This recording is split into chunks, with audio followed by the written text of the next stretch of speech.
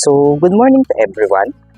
Time check natin ngayon is 6:40 AM. So, medyo na-late tayo ngayon sa pag-harvest kasi medyo maulan.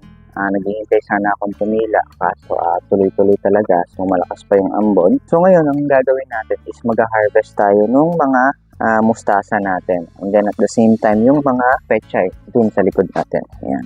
So ngayon, ito na yung magiging second harvest natin sa mustasa. So kung makikita nyo, malalaki pa rin yung mga ibinibigay na dahon. So maganda pa yung puno niya.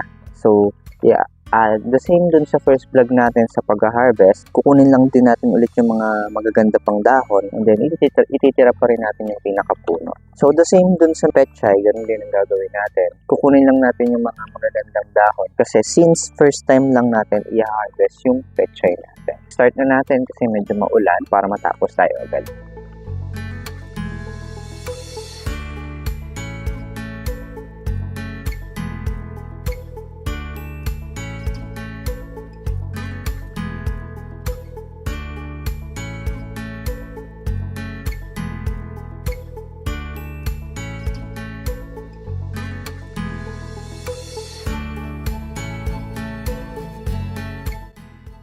So guys, yun yung naging harvest natin ng mga mustasa at pechay. So hindi lang tayo nakapag-harvest ng maayos kasi nga medyo maulan.